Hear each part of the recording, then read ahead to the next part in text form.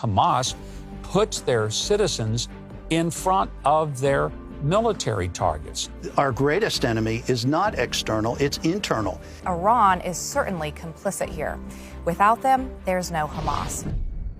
We begin tonight with the war in the Holy Land, where Israel conducted what it called wide-scale strikes on Gaza, including on a Hamas group that Israel says was preventing Palestinians from fleeing south. The humanitarian crisis in Gaza has deepened, with Hamas urging Palestinians to ignore Israel's warning to evacuate. At the White House today, President Biden slammed Hamas for using Palestinian civilians as human shields. Hamas is hiding behind Palestinian civilians, and is despicable and, not surprisingly, cowardly as well. This also puts an added burden on Israel while they go after Hamas. Meanwhile, the White House is squarely blaming the crisis on Iran, which funds Hamas, with a spokesman saying that Iran is certainly complicit here. Without them, there's no Hamas. We're joined now by former Arkansas Governor Mike Huckabee, the host of Huckabee right here on TBN. Governor, welcome back to the show. It's always good to see you. Lindsay, it's always a pleasure to be with you. Thank you. So today, President Biden blamed Hamas for the humanitarian crisis in Gaza, saying that they are hiding behind Palestinians. I mean, considering Hamas says in their governing documents that the liberation of Palestine is the duty of all the Palestinian people, why is Hamas allowing so much harm to these innocent children in Gaza and these people they say they want to protect?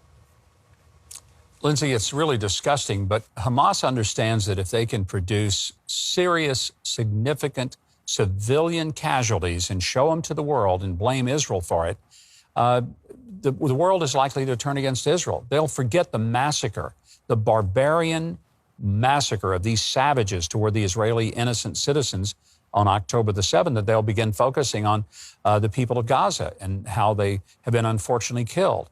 Let me add, they will be unfortunately killed, but they're going to be killed not because Israel is the bad guy. It's because Hamas puts their citizens in front of their military targets. They hide behind little children. The Israelis stand in front of children to take the bullets for the innocent. This is what people around the world must know about Hamas, and most don't, or they just don't care. And that's why I've been very grateful that President Biden and Secretary Blinken have been steadfast in their support of Israel and in their condemnation of Hamas. And when you mentioned Iran, 93% of the money that Hamas gets to do their horrible deeds comes from Iran. Let me ask you about that then. Do you feel like the U.S. and Israel should be going directly after Iran then? Because, like you mentioned, they're the ones who make Hamas possible in the first place. Well, we absolutely should. Now, I'm not saying we ought to go in and do military action. We don't have to. We can bankrupt them, which is, frankly, more effective than bombing them. And just to be real clear here, under Donald Trump, that's what we were doing. We shut them down. We put sanctions on them that not only would not allow them to do business with any American company, but we had second-degree sanctions on them that wouldn't allow them to do any business with the country that did business with us, which is pretty much the entire world. As a result, Iran was bankrupted.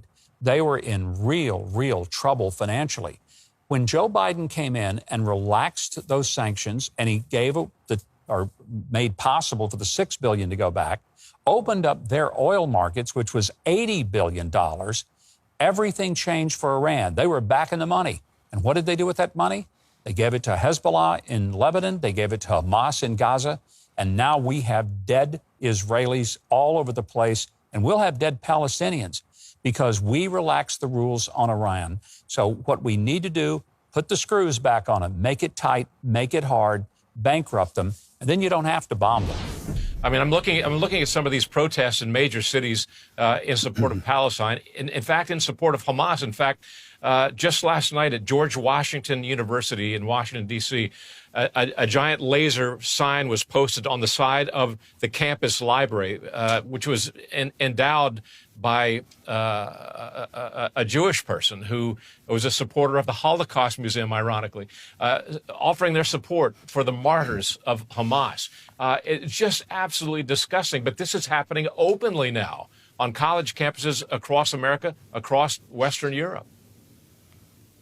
Yeah, and there was a big demonstration where a whole mob took over the one of the House office buildings up on Capitol Hill, and it turns out that that whole flash mob was funded by a couple of George Soros operations. So there are active components that are working against this. And to take your point, I think that our greatest enemy is not external, it's internal. And as Abraham Lincoln said, words to the effect that no external enemy can get so far as to take a drink from the Ohio River or take a walk on the Blue Ridge Mountains. If we fail, it will be because we fail internally. And he's right. And again, this has been happening. It's like the veil has been ripped off this infiltration here in the United States, but it's been happening. We've all been the proverbial frog in the slowly boiling pot of water, and we're seeing it boil and roil right now. Let's get back to the immediate threat right now in the Middle East. The United States, we now know, has been attacked. In Iraq and Syria, as many as 24 casualties, some suffering from traumatic brain injuries from missiles fired by proxies of Iran. The U.S. in response is sending THAAD missiles, a high theater missile defense system, and Patriot missiles. These are defensive missiles. Should we be doing more, Chuck? Well, okay. Now we're going to get down to the real guts of this thing, which is, does the United States have the leadership and the political will to do what is required? And the Iranians didn't do all this stuff when President Trump was in office. It's all happened in the last couple of years because we have lost the ability. The deterrent value is what we've lost. So we're trying to make up for it by rushing a bunch of stuff, troops and ships and equipment and aircraft into theater to try to make up for the fact that we've lost that deterrence. And deterrence requires three things. One, it requires a credible force. Okay, we've got that. Two, it requires your enemy to have it in his mind that you're going to follow through and you're going to use that, and that anything that he does is going to be an utter failure. And the third thing you need is consistent messaging. We have not had the last two for some period of time, and that's why the wheels are coming off this, Doug. Well, what does that mean, the wheels are coming off this? What's your worst case scenario? Worst case scenario is that Iran continues to use the Arabs, which is kind of ironic, to use them, and they open up a front with Hezbollah in the north, and that there is an uprising in the West Bank, along with forces, Israeli forces being tied up with Hamas down on the Gaza Strip. The good news is I don't think Syria is going to intervene. And the reason is because the fighting there in their 13-year civil war has been higher in the last couple of weeks than it has been in the last 4 years.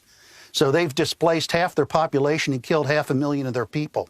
They're not in any position to enter in to try to take the Golan Heights back. But using these Iranian surrogates to destabilize and tear down the government of Israel, that's where I think this is going.